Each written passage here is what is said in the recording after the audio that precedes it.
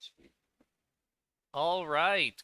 Good morning slash afternoon slash evening, everybody. Welcome to our first sort of event of the Nova Final Festivities week going on here. I'm Spencer Campbell, designer of Nova, and with me, I'm very excited. I have Eddie Yorke, who, if you've been seeing any of the amazing art that's been going on with Nova, that you're familiar with Eddie. But I'm gonna actually stop here for just a second, let Eddie introduce himself. Eddie, why don't you tell the fine folks at home who you are? Hi there, I'm Eddie Yorke. I'm a concept artist, game designer, illustrator, all those sort of things. I'm from England, so big time difference for us. And I've been making the Spark designs for Nova. We've been through a few design iterations, so I'm here today to sort of talk about all those design decisions that we've been making and how they've fed into the game. Excellent. 1 second, Eddie. Can you try saying something again? Yeah, is my voice coming through, or is it It's sort my of it's my end. It's coming in quiet on my end. Let me see if I can fix that. okay? I'll Try. just keep talking then until you can fix it up. Yeah, I think I. So, making. I'm just at the moment, I'm just setting up a canvas so that we can watch some work while we chat. I feel like that's a good way of framing this. Perfect. Good I'm news, I better at fixed painting it. than I am at talking. Oh, good, There good. we go. Excellent. So, sorry, Eddie, do you mind doing that once more just because I'm not sure if folks are able to actually hear you? Okay, so just introducing myself again. I'm Eddie Yorke. I'm a concept artist and illustrator from the UK. I make video games, tabletop RPG art, mainly D&D and that sort of stuff. But recently, I've been working together with Spencer to do the Spark designs for Nova, and they've been getting quite a lot of love. So we just do a little bit of streaming today and talk about them. Yeah, I'm so excited to talk to you. It's not in person, but in a chat Yeah, like this because we've been talking through Twitter and Discord. Obviously, we do a lot of our stuff through that, but this is our first time to get to like sit down and actually chat like this. Um, yeah, it's often the way with these sort of projects with other designers and things. You chat so much via text, but you never actually talk to each other. right. So obviously, I want to talk about uh, Nova and the Sparks and everything like that. But I am curious because I don't know this about you. How long have you been doing like illustration the way that you have? Like, did you get training in this? Because I think you've mentioned in Discord that you went to school for this, right? No. Oh, I was way off. So yeah, so I went to university to do geography. I got a master's degree in glaciology. So I did my master's thesis about glaciers on Mars, That is awesome. That is very cool. and then I got a job in project management. So I was managing a climate change project called the Past Earth Network, um, and it was a part-time job, and I was applying for PhDs at the time, but I sort of started drawing as a hobby. I was doing tattoo designs mostly. So between my master's degree and getting a job, I was sort of just doing tattoo designs, designing t-shirts, that sort of thing. Really, really amateur novice stuff. And then, yeah, so I was working at this university and my part-time job's contract came up and I had a choice to make. Do I properly go for a PhD or do I jump into being an artist? And yeah, so I quit my job, became an artist, like a reasonable adult decision. So here I am. So yeah, I'm self-taught. I don't really have any formal training in arts or anything like that. Just 15 hours a day, every day for the past 5 years. That'll do it. That's so cool. Wow, yeah, just casually studying glaciers on Mars, like Chad is mentioning here. Very cool. That's awesome. Yeah, I can't see chat, so I'm gonna have to ask you to read me if anyone has any questions about it. Yeah, I will, and that's a friendly reminder slash invitation to chat. If you have any questions for Eddie, just throw them in there. I'll pass them along. Because I do remember you mentioning that in a previous job that you were a scientist, but you had never we didn't follow through to be like, oh, what kind of scientist was Eddie? But that's why you like doing the sci-fi and the robot stuff, and so now I know I Yeah, have a sense of where that's coming from. yeah. I did also, well, in between, so my contract ended for the Past Earth Network. I did have another contract at the same university for 8 months, working on like a nanotechnology project. And that was actually awesome because I got to travel all around Europe, going to conferences and things.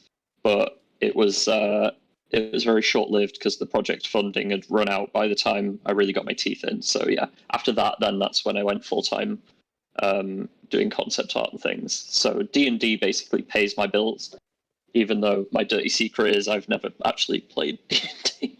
You haven't played any role-playing game, right? No, Wow, we got to get you to play.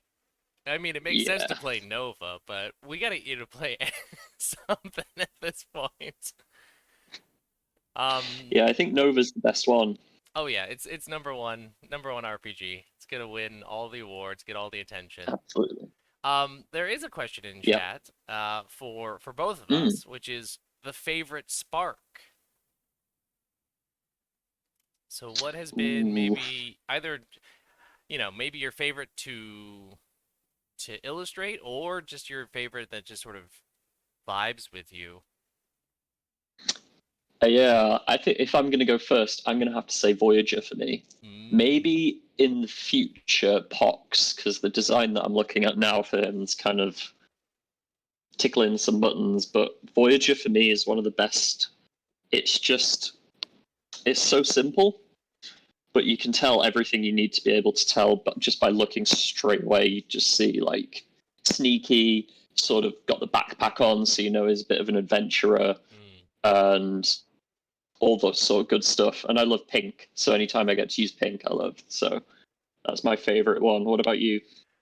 Voyager, I think Voyager's number two for me. My number one is Scorch, um, which I think lands in there's a couple of different reasons for that. For me, I love purple, so I see the purple that does great things for me. But Hmm. also I tend to play like casters or wizards or things like that in any kind of game that I can play. And you really kind of nailed the essence of Scorch being like a robot wizard essentially. So Yeah, that was just 100%. When I saw that, I was like, "Yep, that's it. That's the one I want to play all the time." awesome.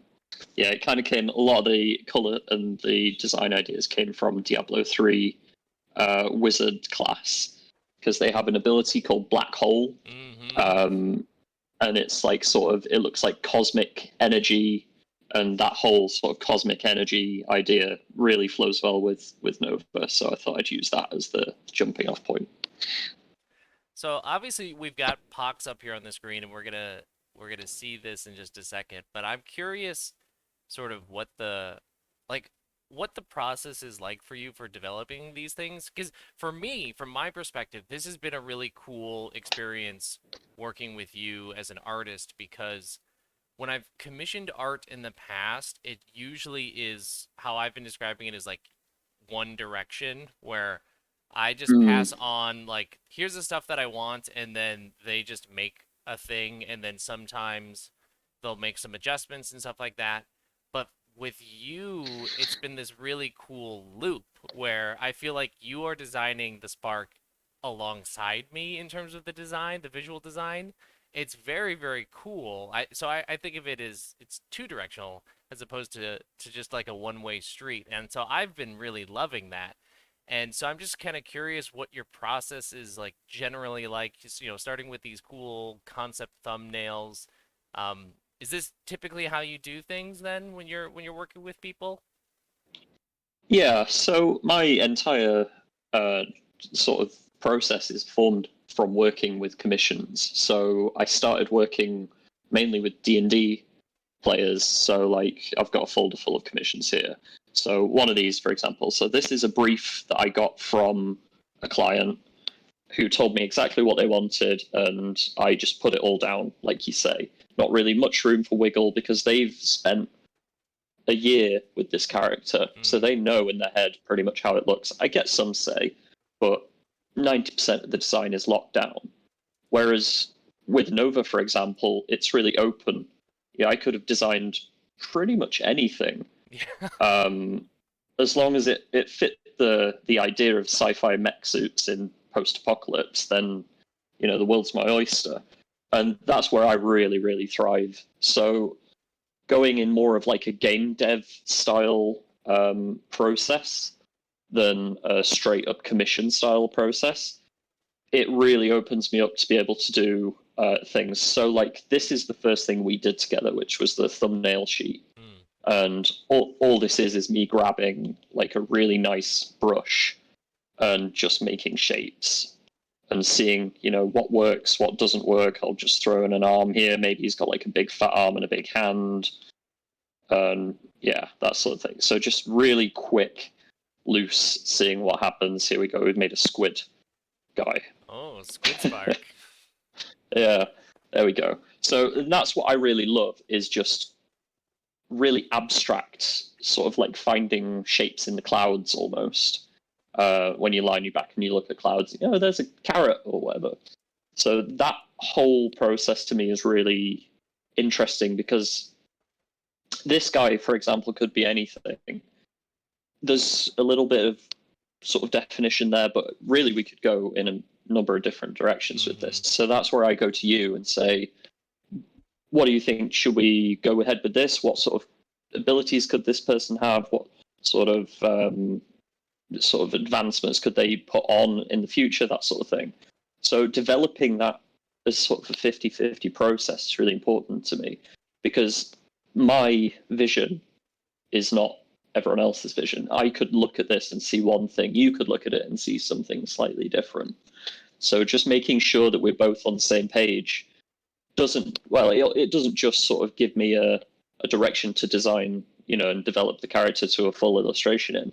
It also helps me sort of go a bit further and push the design into more of a collaborative thing that we can both agree on. And I feel like that gives really solid direction for things. So yeah, I personally hate when designers get briefs and just have to fulfill the brief. It feels very, I don't know, it feels very low effort, and like, why are you a character designer if you're not designing the character? If you're just interpreting someone else's words and going, right, I'll just put this down on the page and see what they say. You should, as a character designer, you've got to have some sort of personal input on it, but it's got to be collaborative, because your ideas might not gel with everyone else. So you've just got to sort of back and forth, double check, make sure things work. So when you say that you've worked with people who haven't done that, it sort of makes me a bit worried for them. I worry for them too, because admittedly, I don't feel like I'm good at writing art briefs at all. So that's why I was so appreciative of working with you, because you met me halfway rather than me having to figure all this stuff out. I could give you some vague ideas and some abilities, like some ideas about abilities, and you then could work with that, and we would go back and forth, as opposed to trying to put together like, all right, here's a full page description of everything that you need to know, all the details and everything, because I can't see it in my head. And so I'm very appreciative of working with you the way that you do. Yeah, and I'm also really appreciative that you are cognizant of that. There's a few designers that I've worked with in the past that give really specific briefs, but not for anything very clear. They'll tell me how many eyelashes they have and how many stitches are in the waistcoat, but if I show them something without those really very last minute details, they start going into the ocean and getting lost, and you can just end up sending iteration after iteration, and they don't know what they want really, because they don't have that sort of visual ability yet, that someone like me maybe has developed through doing it so much. So yeah, it's nice knowing that you're aware that you like what you see and you know what you don't like, but other than that, it's not like you're going to come in and say, no, his arm bolts should be a different shape or anything like that. That's, yeah, I really do appreciate that. Excellent.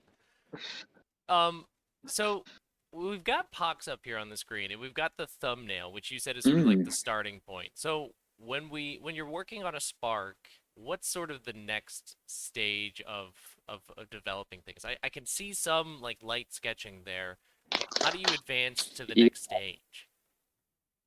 So one of two things happens. So all of these thumbnails are designed with pretty much the same pose, and I don't want all of them to have the same pose. So first thing I'll do is just decide a pose for them with what's called a gesture drawing. So in traditional art, you'll have gesture drawings like, where are they? Personal. Yeah, you'll have gesture drawings like these, and they're very sort of loose and smooth, and you can get a real feeling of the character's energy and what they're doing. So I'll start doing that really lightly, just to give the character not just the shapes that we like, but a pose that tells us who they are. So for Warden, for example, very strong, static pose. Nothing's getting through this one. But for Scorch, the sort of floaty, loose pose there tells you that something quite mystical might be going on here. You know, not a big heavy sword user. So the pose is really important. So I go from the thumbnail and just develop a pose a little bit. So in Pox, for example, I kind of want him hunched over. He's quite sort of disease, pestilence style character. So I think a hunched kind of pose says a lot about that sort of theme. And the forearms, we just need to make sure that they're posed in a way that doesn't look cluttered or anything like that. So we just go from there. And then the next step would be, and I can show you this because my iPad records everything. The next step would be deciding on the shapes and the final sort of design ideas. So here we go. So this is Scorch, and you can see I sort of just did the thumbnail. I developed the thumbnail quite a lot for Scorch because I was developing the style.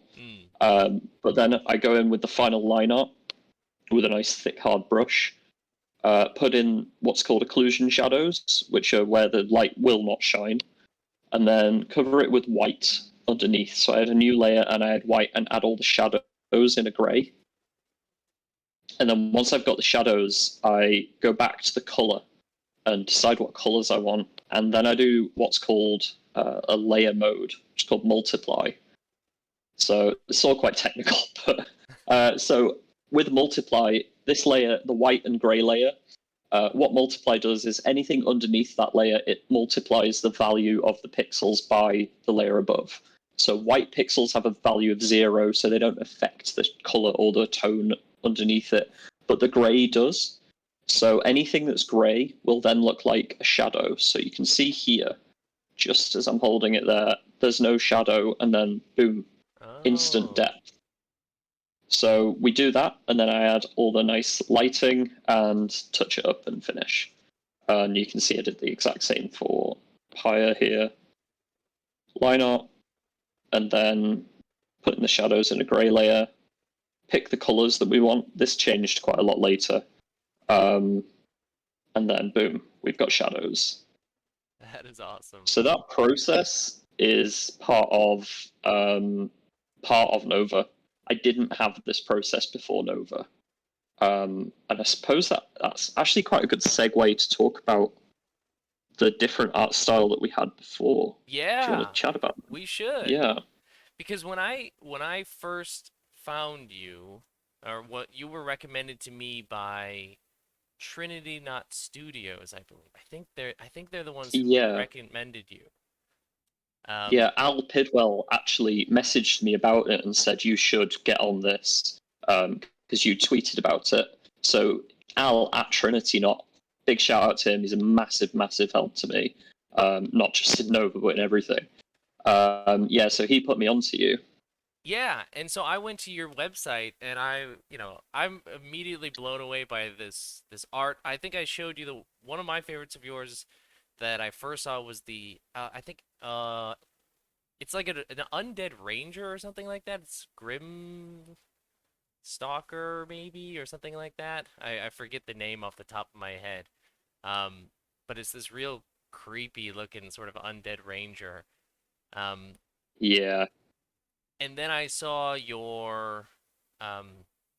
saw the sort of art that you had done for a game that I think was called, oh boy, Eddie, my memory's off today. It's something yeah. Wars, like I think, Art Wars maybe? yeah. So Art War is actually a competition. It's a contest held by a website called CubeBrush, which is like an art resource website. Here we go. So yeah, CubeBrush holds this art contest called Art War, and a few years ago I competed in it, and the theme was good versus evil. It's quite generic. Um, Heroes versus villains. That was it. So I decided to design a hero, and yeah, designed Sarah Woodford, who took her name from Sarah, my soon-to-be wife, and Woodford, which was a brand of whiskey that I was drinking the night that I decided to design her. So yeah, this is the one I think you saw. Yes. So I saw that, and then I scrolled down and I saw some of the sort of the thumbnail art that you had going on in that same collection, and immediately went, ah, okay, this is this is what I've got in my mind. He's on to the already the style that I'm looking for. So I reached out Mm, to you and we took it from there and eventually made the first piece with Pyre, hmm which was in this style, which I guess is maybe your more typical style that you do. What I'm real bad at vocabulary when it comes to the art world. What is this painting? mm. Would you call this digital Yeah, painting? yeah. This is digital painting. Um, I have a lot of sort of hang-ups about this because a lot of people that paint don't really view digital art as equal, but I defend the legitimacy of digital art to the death. So this is painting to me. I don't even have to qualify it with digital Oh, cool. because to me, putting pigment down is just putting pigment down, whether it's cave painting, oil painting, or digital. So just yeah, just painting to me is what it's called. Awesome. So this is sort of the style that I saw across the board for the most part with your stuff on your Mm, portfolio. So this was like this is what I when I saw this stuff I went, okay, so this is what Eddie does. So this is what the art in the book is going to be like because that's what Eddie does. yeah, uh yeah. and that's how we ended or that's how we got this sort of first version of Pyre here after we went through the thumbnailing stage that you had talked about earlier. Yeah. And so you can see here we sort of well the sketch is a lot more detailed. Everything is just pushed really, really far. Um, and we ended up with this like really highly rendered, quite realistic looking character. Looked like he could be in Doom or something. Yeah. Um, and I know you were really happy with this, and I was too, but there was that little itch that we couldn't quite scratch that was, but the thumbnails are still cool. Mhm. So where's the disconnect? Why are the thumbnails still cool if this, should be the next thing? Um, and I felt that as well, and I've been really struggling with painting lately. It took me 20 hours to paint this, and it really shouldn't. What can we do differently to sort of push the art style but not be so highly detailed and quite noisy and gritty and grainy? You zoom right in and you can see every little screw. Mhm. That's not really important for this game because the whole point of Nova is, you are given a set of rules and some loose backstory and background, but really the players decide what's going on. So if we overprescribe the art and tell it this is exactly how Pyre looks, then it kind of combats the the tone of the game. So, and you told me, can we just try and see if the thumbnails can be pushed rather than repainting it entirely? And that's when we went back and sort of went to Scorch, and I took the thumbnail and just pushed it a little bit and worked with the style and made it a lot more stylized and graphic, and honestly quite a lot cooler in my opinion. I 100% agree. Like I remember when I saw, some of the, because you were in the development stage of Scorch when we made this sort of revelation, like you said, and you had shown sort of a version of the thumbnail that had been pushed a little bit in terms of graphics. I remember looking at that and going, "Oh shit, I actually love this." And how do I Mm. how do I tell Eddie, can we do this instead? And for me again, I was looking at your portfolio and going, well, he does this other painting style, and I'm asking him to suddenly not do that because I love this new thing. And so when I asked you about it and you were like, oh yeah, I agree, we're on the same page, I was it was a big relief to me, and I was so excited that we're like, okay, we've got a new direction here. Yeah. So this, I think you're talking about this when we saw these, Yeah. and you're like, can we just have these instead? Like these are pretty much exactly what we want for the book, but just a little bit cleaner and a bit more sort of unique looking. And yeah, I totally agree because for one, my 99% of my work is that highly rendered sort of style. And, as an artist, for me, I don't want to just do the same thing over and over again. I want to explore different styles, different methods of creating. I talk about how digital art is so powerful because it's every medium of art you could imagine all put onto an iPad essentially. Mm. So why do I have to do this same painting style over and over again? So you saying, can we just do this, was like taking the chains off. Okay, thank God. I can do something different and just explore a new style for once, which helped me grow immensely. Like this past month of working together has helped me. It's been 2 months now. However Yeah. long, I've lost track of time. Yeah, it's been a massive period of growth for my style. So yeah, huge boon to that. And as I say, yeah, just going out of that highly rendered, almost realistic style has just been really freeing. So yeah, when you said that, it was just like, okay, I can just do what I want now. Well, that's awesome. I'm so glad that it kind of worked out. And obviously it worked out because everything that you've put out so far for the game is incredible. And yes, you've got the cover up on the screen. I want to talk about this because this was one of those things where you sort of you took the reins on the cover because I think you had a sense of what it was going to be, and I truly didn't. And so I'm glad that you sort of took charge on this. You, what was the process like for creating this? Because this is decidedly different than obviously the other stuff that we've seen so far. Yeah, so this cover, we already been through the process of deciding on a new art style. The Mm-hmm. whole Pyre saga had been seen through. So I knew that doing the banner for the Kickstarter was sort of the style I thought we were going to go for. But after the Pyre situation, we were like, right, okay, well, I can just do what I think looks good. So I was looking around and sort of seeing what I liked, and I've always had a big soft spot for comic books and sort of comic art style. And the Akira comic, I say comic, it should be called a manga, popped up to me, and instantly one of the key moments for the Akira manga is when the nuclear explosion happens. And there's that really big, bright explosion, but it's only shown with two colors. It's like a dark blue and a black. Mm. And it's so bold and so powerful to me that I just thought, right, I have to emulate that somehow. And we decided very early on it should just be two colors, red and black. Um, get that really strong, bold graphic read straight away. And I'd recently discovered this new brush, which is the halftone brush. Mm. So, like a printing press usually uses, well, it used to use halftones, my dad used to be a printer actually, so I'd been through this with him. And halftones are where you get dots instead of smooth colors, and you use the dots to infer gradients and color changes and things like that. The video quality for this is horrible, so you can't really see it here.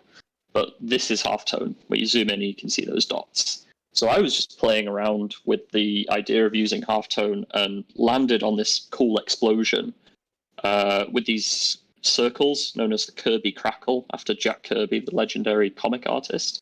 And immediately I was like, right, that's it. We've got it. Don't need to do anything else here. Don't need a character. We don't need mechs. We don't need any. Just show the sun exploding, because that's the one thing that drives this whole narrative. So yeah, we landed on this really, really quickly. There was no back and forth really. It was just, yep, that works. So that was a really, really good moment to me. Yeah, so that was a really fun one. And again, another experience where you just let me go and do my thing, which is really nice.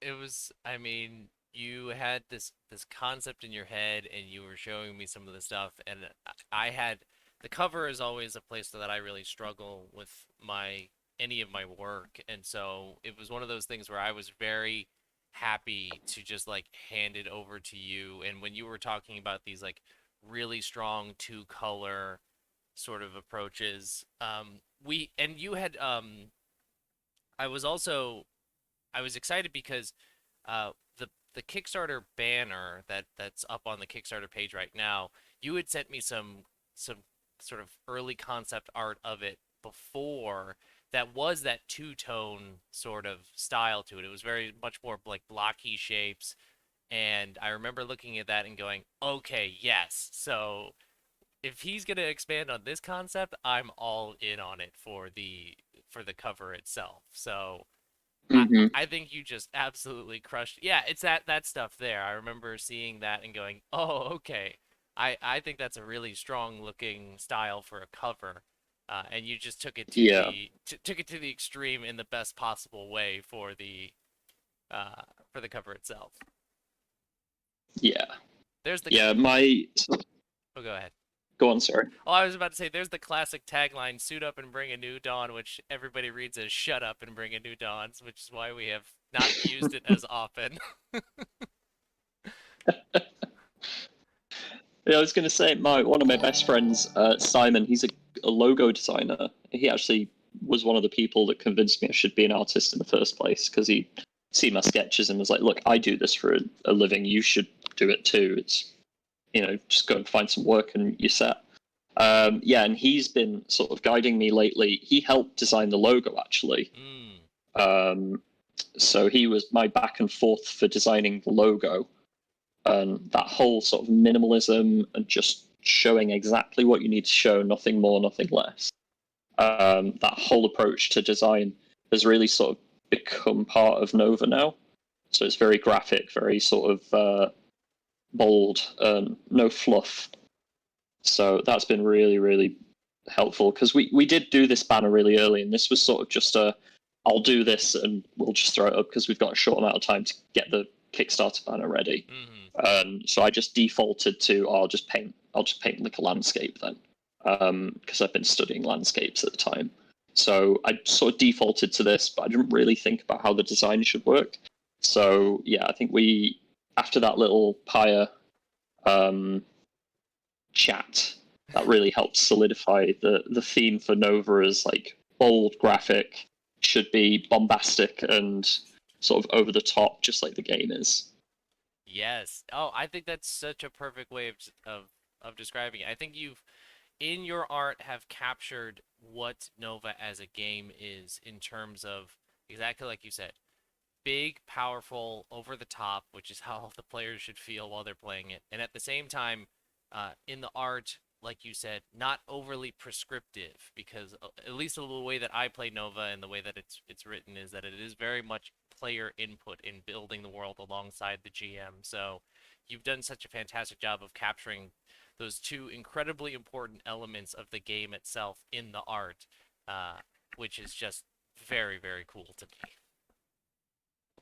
I think, yeah, also watching you play the game on streams and things, I've never been interested in watching games on stream. Nothing against people who do. That's not how I like to spend my time. I paint for 12, 13 hours a day, so I've got two or 3 hours of free time a day, so I want to get in and play games. But yeah, watching Nova being played, okay, TTRPGs could be for me. Because really, I'd only ever interacted with D&D, which was like long conversations, really, really heavy descriptions, lots of stats, lots of overhead that you need to pull in. You need to have notes and guides and things like that. From what I'd experienced, I'm sure it's different for everyone, but none of that appealed to me at all. It was all very, okay, I just don't have time for that, so I'm not going to interact with it. But Nova sort of got me into, okay, yeah, I could probably pick this up in an hour and have some fun and then put it away and not worry that, I've got 10 people that are all waiting for me to send them notes on the play session or anything. So yeah, that whole sort of quick, fast, really punchy game design just really gets to me. So I think that's helped define this visual style as well. We gotta get you to play now. Now that you've said this, Yeah. I feel like we have to get you to play this game. That's amazing. Because yeah, I'm also working on Vinestro, which is like a 5th edition D&D book, purely art style. It's very sort of, I'll show you some of the stuff. It's all very, very highly rendered stuff. So yeah, like some of the items that I've been designing and things, it's all quite classic fantasy. Oh yeah. One of the monsters that I've designed, this is like first preview. Nobody's really seen this yet. Oh my god. It's horrifying. Yeah, it's pretty grim. So yeah, this I've been invited to play as well, but it's 5th edition D&D, and the world is like fleshed to the max. So I just the wall that I'd have to climb in order to participate would just be too huge.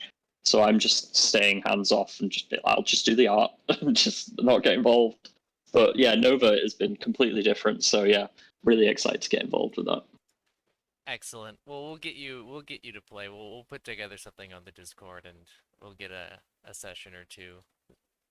Absolutely. There's enough folks in the Discord who are in Europe who could work with the time zone too, so that we don't you don't have to be up at like 2 a.m. while the rest of us are at our time. Yeah. Yeah. Well, do you want to talk about Pox here for a little bit? About what sort of like what you're interested in doing with Pox as a piece? Yeah, so I can talk about Pox. So the Discord actually helped design this a little bit. We had the thumbnails and we had the bug thumbnail, which everyone really liked. Let me just find that. It should be here. Yeah. So we had the bunch of thumbnails that we were all building from, and then this one, which people were sort of really latching onto as like, could it be a moth mech? Could it be a bug mech? That sort of thing. And then someone at some point said, I really want a 4-armed exosuit, a spark with 4 arms. And immediately I thought, okay, bug mech, 4 arms fits that theme because 2 legs, you got 6 limbs. So insect all the way. Yeah, going to build that into an insect spark at some point. Didn't really have a slot to put it in yet.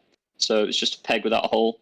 And then Pox came up in the chat and it fit together. I thought, right, a bug mech, kind of like a mosquito spreading disease, works perfectly. So we've got the 4 arms, and they tell a story of like kind of a bit buggy, a bit gross, but still fit directly into the mech theme.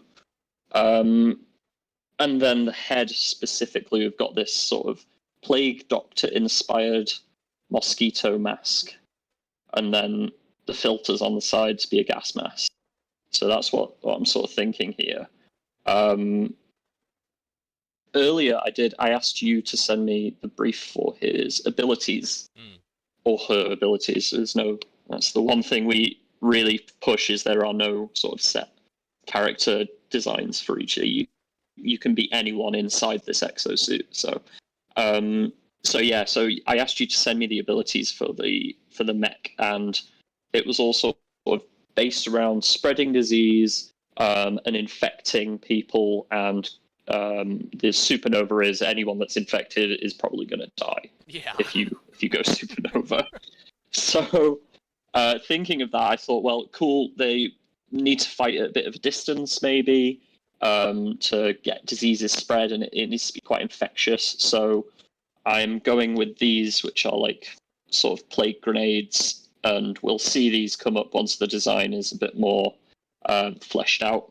These will be spheres that are on the waist around here, and we'll put them around there.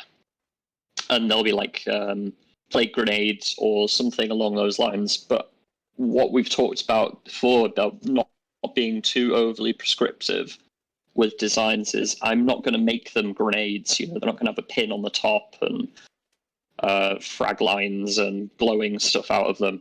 They are just going to be spheres with maybe a glowing part on them. So nice and bold and graphic, but not. You know, you can, as the player, decide. Well, maybe it's an energy source, or maybe it's a grenade that you throw, or maybe it's something that he just has on the mech suit. So that's sort of how I go about designing these things. Is I put my own bias into it and then strip away everything that is clear about that bias. So you just get pure shape design that sort of tells a story. You know, if I was going to go and paint this like I did first version of Pyre, then yeah, I'd go in and make all the buckles and things, and everything would be really easy to tell what it is. But with these designs, it's all about big, bold graphic shapes that just read as something. So you should be able to look at this thumbnail and just see what it's going to be doing. I think last time I sent my friend a picture. Sorry, just go and just elaborate a bit. I sent my friend a picture of Grim quite early on, and she said, "Oh, so those spikes are controlling the zombies then?" And I said, "Well, I don't need to do any more," because I was a bit worried that Grim wasn't developed enough and there wasn't enough going on. As soon as they said that, yeah, those spikes are controlling, I was like, okay, I've done my job. Don't need to do any more. The more I do, the more players can't do. So that's hands off as soon as that's done. And yeah, so that's the sort of ethos I go with, is let the players decide things for themselves, but I need to guide them in a certain direction with the designs. I've seen this in play when I've run Nova now a number of times on streams and podcasts, and Scorch. I'll go back to the Scorch example. You know, they've got these cool, almost like Doc Ock sort of extensions coming out of the back with the crystal shards and everything, and people will interpret the role that those arms, we'll call them, have in terms of how the character functions. Some people will play them as energy sources that they are just kind of floating around with. Others say that that's the actual source of where all the powers come from, like the fire shoots out of those. So it's exactly like you said, you leave it open to the interpretation of these cool shapes on the characters for people to do whatever they want with them. There's a question in chat here, which, you know, this might be different than your previous answer, which is, Eddie, if you could play Nova, which spark would you choose first? Because you talked about, you know, your favorite spark being Voyager in terms of like the style and everything, but what do you think you'd play as? Yeah, I think I always like to jump into games as either a stealth class. I love playing stealth characters, so I'm the classic stealth archer on Skyrim. So Voyager does fit that slot, but spellcasters always, I can always exploit them in a way that makes them kind of overpowered. I always manage to find exploits either, you know, in video games where it's like hiding behind terrain and just casting spells until things die before they find me, or, you know, just finding a really stupidly overpowered spell that can nuke stuff before they get a chance to react. So I think I'd probably go with Scorch first. Yeah, I'm with you. Scorch, Scorch is. It sounds like you and I play the exact same characters whenever we play games. Because I also play the stealthy person who's gonna either shoot you from far away or stab you with a knife, or the caster. Mm-hmm. So that's why Voyager and Scorch naturally I was drawn to them when you put that art together. Um, Yeah. Although now I'm on a super big necromancy kick because of Keegan, and so Hmm. when you made Grim also very much speaks to me because when I played Diablo 2 a lot, a long time Yeah. ago, and I played the Necromancer, and I played the Summoner, I played the Summoner version of the Necromancer. I was all about making as many skeletons and stuff like that as I could on the screen. So Grim being able to do that and the way that you've got it with the cool swords is just very cool. Yeah, that was a nice. That was a good spin, I think, having the swords control them. Because the whole thing with these sparks is all of them have these energy crystals, these solar shards on them, Mm. and I like that being the focal point. So Warden's whole thing is like big, heavy fists that you can punch people, grab people, that sort of thing with. Um, Pyre's quite quick and stuff, so that needed to be like lean into that sort of heavy shoulders, lots of shoulder movements, that sort of thing. So yeah, I think Grim was when I got comfortable with the idea that the crystals didn't have to be energy sources, but they did just had to be a feature that was included in every one of them. And yeah, using that for the control of the thralls, that was like, yeah, I was quite proud of that one. Yeah, Which it's leads me to Pox. How are we going to yeah. do the crystals for Pox? But Do you have a sense of what you might do I with them? think I think seeing this now, that this is going to be the crystal Oh, coming out of his the face. beak. Mm. Very cool. So we can have like crystal face thing, and it'll read as the filter. So it's filtering all the disease through the crystal. Maybe, who knows? Yeah, this is And that's what I like about this. I dig this because exactly like you said, I'm getting like both Plague Doctor vibes from obviously like the pointed beak thing, but also it leans into insectoid vibes as well with that sort of shape, which is reinforced with the multiple arm situation. Uh, this is very Hmm. cool. I on on stream a couple days ago actually played I won't say it's the canon origin story, but the origin story of one version of Grimm. So it was very cool to have the Grimm art done, so that afterwards I could show the players and be like, "This is ultimately what manifested because of the mission you just went on," and they all lost their minds. So Oh, that's awesome. it's been very cool to. They basically fought a bunch of thralls of both robots at first, and then when they realized that organics could be thralls too, that's when they started to get real spooked, and then they saw that it would eventually make the Grim spark. It was good stuff. Yeah, I love this sort of spooky vibe that's kind of emerged because originally we were, well, from what I'd gathered anyway, we were sort of going with the it's all made in a factory, Mm-hmm. like a Tesla factory filled with designers that are making sparks like a weapons factory. And now we're sort of leaning into this whole there might be cults that are involved in Uh-huh. this, and it doesn't just have to be the scientific community that have all banded together to make sparks. There could be like some spooky stuff going on to make these robot suits, and I love that. I love when you have sort of high fantasy mixed in with sci-fi. That really tickles me.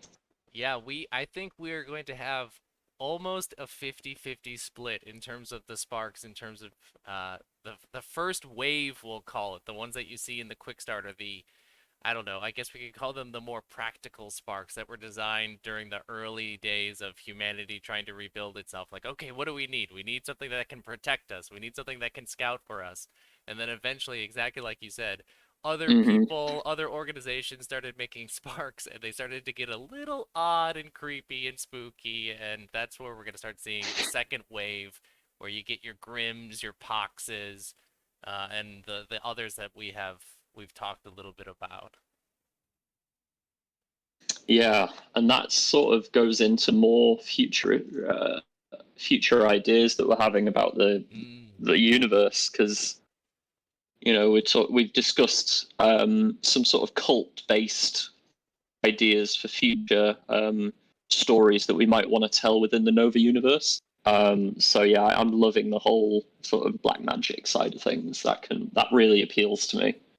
Yeah, I think like when I said something on Twitter a few days ago about like what if we just took a hard pivot with Nova into horror, and there were so many people who were like, I was already gonna run this as a horror game based off of everything that I've seen. So it seems like we're on the right track with the design of the sparks and the art that's been coming out for people to get that strange line that blends between sci-fi and the strange and the weird and the creepy.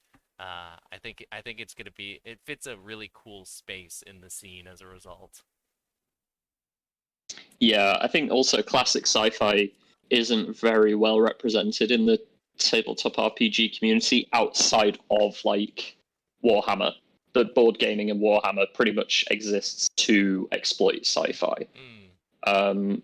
They've obviously got their like cult stuff with chaos and things like that, but it's so big and nebulous that nobody can ever really pin down what Warhammer is. So yeah, I think really going into like this is still sort of what you would recognize as a tabletop RPG, but it's got cool mechs and stuff like that. I really, really dig that.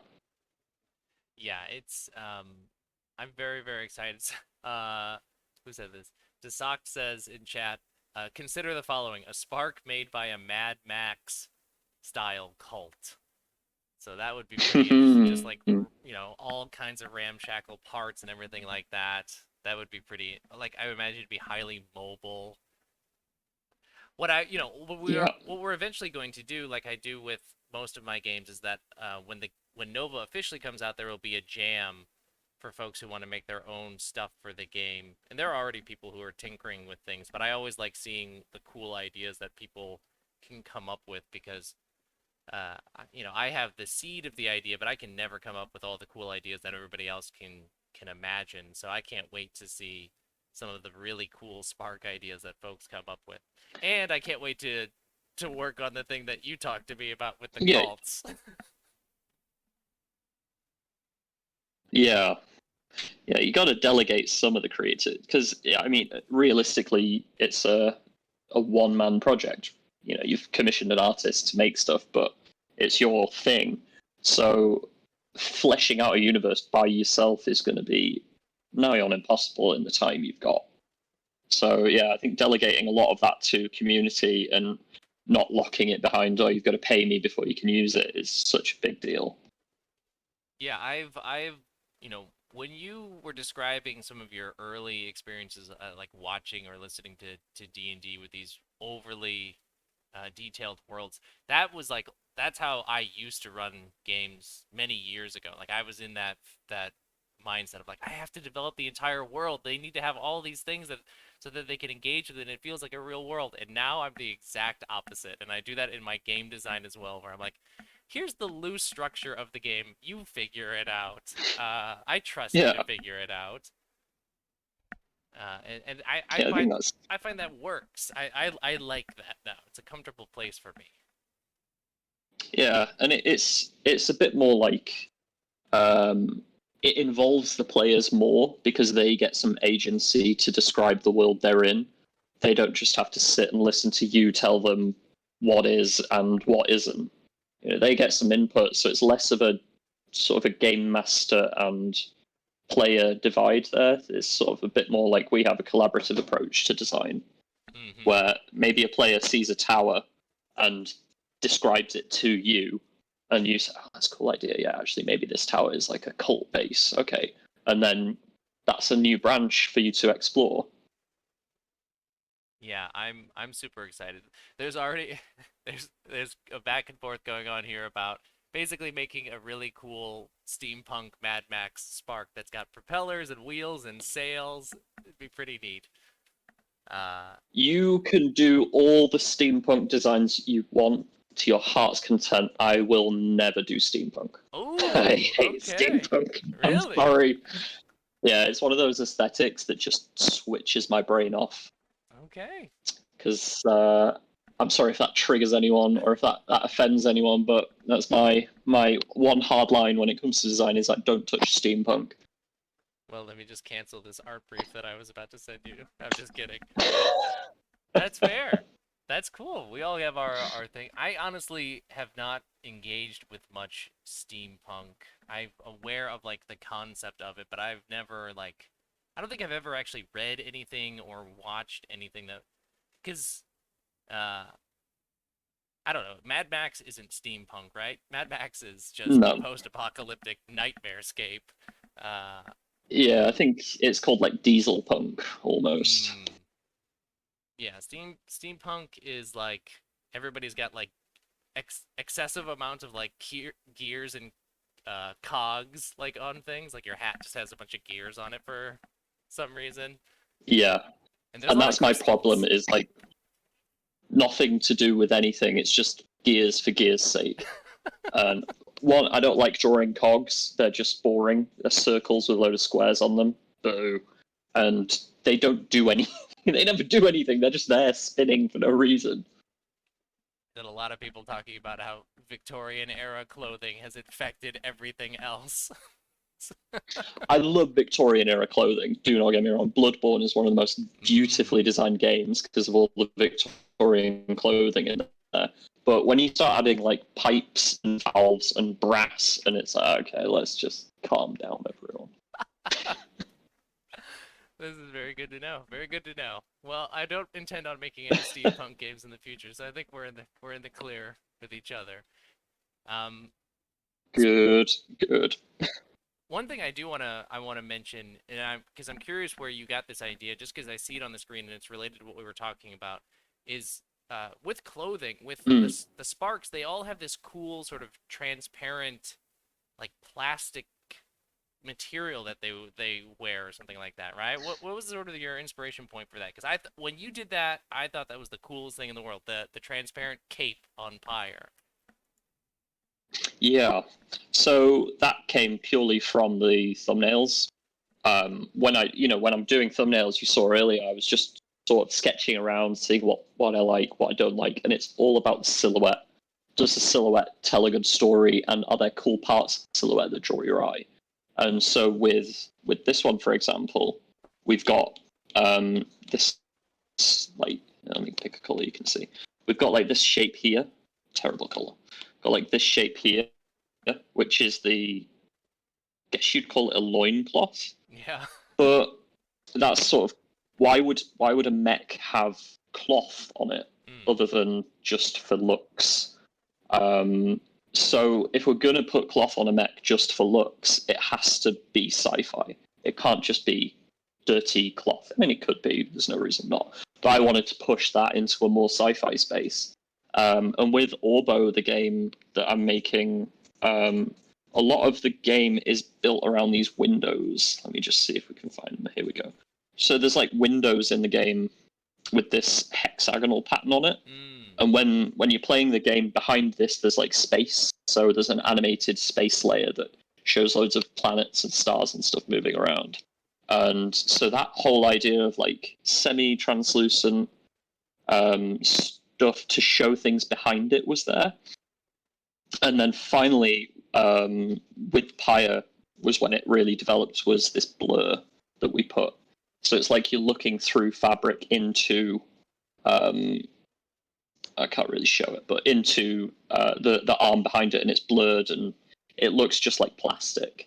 So from that, I was like, right, that has to go on everything. That's too cool not to do. So it's like a final thing that I do on every character is put the cloth in and put the blur behind it, just to really sell the idea that it's sci-fi and like cool and all futuristic. I think it's so cool. When you like the capes alone, like the half capes and everything that were in the thumbnail silhouettes, I was sold on them. And then when you're like, yeah, but what if they were transparent and made of plastic? I was like, yeah, Eddie's got this all figured out. I'm gonna. I have full faith in him now. This is awesome. Yeah, it was one of those things where I did it and I was like, okay, that has to be in everyone. Then that's too cool not to do. So And we currently have 5 sparks revealed in terms of art. Mm-hmm. We got Pox here up on the screen. There's a couple more that are in the background in terms of the ones that are going to be in, and then there's one more that I really want to hit, and we're kind of hitting our hour mark, so we'll probably wrap it up here in just a second. But I'm curious if we can get 666 backers, we hit the Devil Spark, which Mm-hmm. I'll tell you, I haven't figured out at all what that is going to mean in terms of a game, like a mechanics. And I know that you and I have worked a lot via, what is this spark going to do? But do you have any ideas about what a Devil Spark might kind of look like? Yeah. Yeah. So let me just quickly do some thumbnail. I can do these super quick, so this is a perfect thing to go on. So devils, we have to have horns. Mm-hmm. 100% we need horns, and they have to be made out of crystals, clearly. Oh, yes. So big crystalline horns. And then the other thing devils kind of always have is wings. And we've talked about this on Discord a little bit, but Zone of the Enders, which is a Hideo Kojima game based on a Japanese anime and manga, is one of my all-time favorite games. And Anubis, the antagonist in that, has these crazy cool wings. They're just big floating chunks of metal. Oh. And I want to steal that sort of idea, but instead of them being like bird wings, we'll make them into bat wings. So I think having these sorts of shapes are going to be super cool, and we're going to just have to go with this as the Devil Spark. I think the Devil Spark can be one of those things that's yeah, it kind of looks more overpowered than the rest of them, but whatever, it doesn't matter. But that's okay. We could lean into that. So yeah. Holy yeah, shit. I think some of the sparks do look a bit cooler than the others, and we can let that be. There's not, and everyone will have their own personal favorite. Like my personal favorite's Voyager, and that's one of the more simple designs. But it's always fun to do over the top devil designs and that sort of thing. I mean, we could even do even more horns, and yeah, maybe even hooves instead of feet. Wow, I'm so glad I asked about. Yeah, Keegan's 100% right. I want this now. I have to have this. This is incredible. I'm so glad that we have sort of moved into leaning into again the creepier or spookier or I don't know, less practical sparks, because it's really opened up not only what I can do in terms of making sparks and classes, but what you can do with some of these really cool designs. Mm-hmm. Yeah, I Keegan's think probably right. We're having probably that getting this anyway. Sorry, go ahead. Yeah. I think having that freedom to do what you want to do rather than what the game is sort of telling you it needs to be is really powerful. We could just go into this whole mech thing of no, they all have to work. They all have to look like they are feasible and realistic. But where's the fun in that? This is a game about stupidly powerful mech suits that can take out hordes of enemies at once, rather than, it's not so much realistic as it is, over the top and powerful. So yeah, we need to lean into that, I think. Oh my god, that visor. Very good. Very good. Okay, this is amazing. All right, well, Eddie, we've hit about an hour here, so I think we're gonna wrap it up. But where can folks find you online? Where can they support you and see more of your stuff? Because you mentioned the other game that you're working on. Shout yourself out. Yeah, so all my work is on my Twitter and my website. Best place to find me and contact me is Twitter. It's at Eddie Yorke, EDDIEYORKE. I've got a website, eyorke.com, and the game that I'm working on is called Orbo, OIRBO, and that's currently on Steam for early release, so you can test it yourself. It's not quite ready yet. We're working hard on making that available. So yeah, if you want to check out any of my work or have a chat about design or just give me an idea for a Spark suit, just hit me up on Twitter and I'll be happy to chat. Fantastic. And go and support Nova on Kickstarter because it's doing really well. It's doing fantastic. I'm so amazed. I think obviously a huge part of why it's doing so well is the incredible art that you have been putting out for it. Art sells. It definitely sells. And if I hadn't made Nova, but I saw these cool robots, I know I'd be interested. So Thank you. so thank you, Eddie, for coming and chatting with me. I really appreciate it. Thank you to everybody who's been watching along and supporting Nova. I'll throw the link in chat for the Kickstarter page in case folks are interested in checking it out. Yeah, we got to get that 666 backer count so that we can get this Devil Spark. We're like 100 backers away, so it's actually not that far away, especially when we've got that like final 48-hour wave that's gonna come. So, spread the good news Awesome. about the Devil Spark. Uh, and we will talk to you all. I'll be back tomorrow for another interview. I'm going to be talking with Jeremy Gage, who's been doing some of the GM tools.